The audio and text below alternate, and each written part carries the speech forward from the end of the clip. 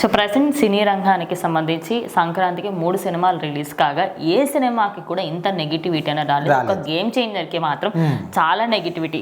ఒకటి Bollywood box office వాళ్ళకి negative reviews ఇవ్వమని చెప్పి 5 లక్షలు ఇవ్వడం.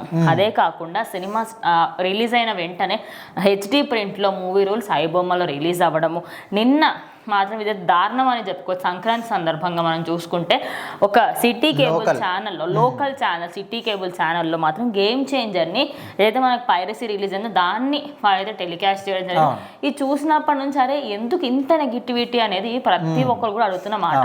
అయితే ఇప్పుడు నెగిటివిటీ స్ప్రెడ్ అవుతుంది అనే బదులు చేస్తున్నారు అంటే పర్ఫెక్ట్. ఎందుకంటే ఇక్కడ సినిమాలో ఎలాంటి తప్పు లేనప్పుడు కావాలనేదంతా కూడా చేస్తున్నాను క్లియర్గా అర్థమైపోతుంది.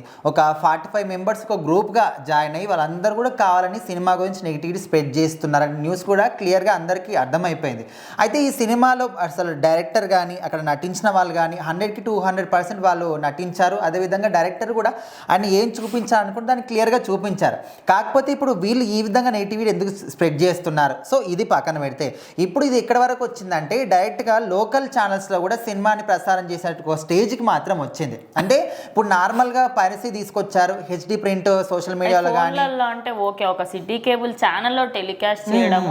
అసలు ఇప్పుడు రామ్ చరణ్ ఫ్యాన్స్ పరిస్థితి ఏంటంటే అరే మీకు ఒక మంచి సినిమా ఇచ్చినప్పుడు ఇంత నెగిటివిటీ స్ప్రెడ్ చేయడం అవసరమా? ఇంకా ఇంకా చాలా విషయాలు ఉన్నాయి, ఇవి జస్ట్ మనకు తెలిసినవే. అండ్ సినిమా రిలీజ్ కంటే ముందే డైరెక్టర్ శంకర్కి మీరు నాకు 5 కోట్లు ఇవ్వండి, లేకపోతే నాకు ఇండియన్ 3 సినిమా తీసి ఇవ్వండి, అయితేనే నేను ఈ సినిమాని రిలీజ్ చేయనిస్తానని చెప్పడము. ఇక దాని తర్వాత కోర్టులోకి వెళ్ళిన తర్వాత ఇష్యూస్ రావడం. అండ్ టికెట్స్ విషయంలో అందరికంటే లేట్గా టికెట్స్ ఇవ్వడం జరిగింది. అండ్ డాకు మహారాజ్కి దీనికంటే ముందుగానే అన్ని టికెట్స్, ఓవర్సీస్లో కూడా చాలా అంటే చాలా పార్షాలిటీ చూపించారు. ఆయన సినిమాలకి టికెట్స్ చాలా అంటే చాలా లేట్గా రిలీజ్ చేశారు. రిలీజ్ చేసిన ఏరియాస్ కూడా అవుట్స్కట్స్లో ఉన్నవి. ఇప్పుడు మనకి ఎగ్జాంపుల్ నేను అమీర్పేట్ ఆ సర్కిల్లో మనకి ఏదైనా రిలీజ్ చేసినా, లేకపోతే ఐమాక్స్, పీవీఆర్స్ ఇక్కడ పంజగుట్ట, ఇర్రం మంజిల్ ఈ ఏరియాస్ రిలీజ్ చేస్తే అక్కడ ఉన్న వాళ్ళు చాలామంది ఎగ్జైటెడ్గా ఎదురు చూస్తారు.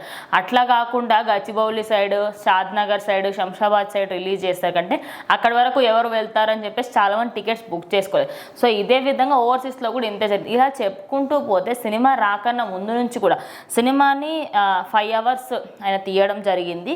అండ్ దాంట్లో 2.5 అవర్స్ సినిమా టెలికాస్ట్ చేశారు. ఆ దాంట్లో ఇంకొక 2-3 గంటలు డైరెక్టర్కి బొక్క, డైరెక్టర్కి వేస్ట్ అయిపోయినాయి. డైరెక్టర్ ఆయన పైన చూసుకున్నారు, కానీ ప్రొడ్యూసర్కి మాత్రం చాలా లాస్ వచ్చింది.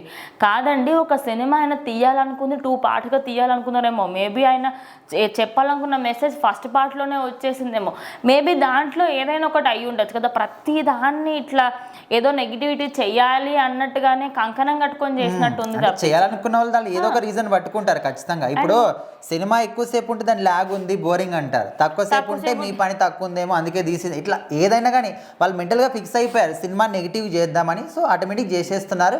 సో మొత్తానికైతే ఇక్కడ గాజువాకు సంబంధించిన పోలీసులు మాత్రం అక్కడ ఎవరైతే లోకల్ టీవీ ఛానల్లో గేమ్ చేంజర్ సినిమాని ప్రసారం చేశారో వాళ్ళైతే అదుపులోకి తీసుకున్నారు, దర్యాప్తు కూడా చేస్తున్నారు. సో మరి చూద్దాం, ఇట్లాంటివి అసలు ఇప్పటి నుంచి ఇలాంటి కాకుండా ఉండడానికి కూడా మేము జాగ్రత్తలు తీసుకుంటామని సైబర్ క్రైమ్ వాళ్ళు కూడా చెప్తున్నారు. కానీ చూద్దాం మరి చేసే వాళ్ళు ఏ విధంగా అయినా చేస్తూ ఉంటారు.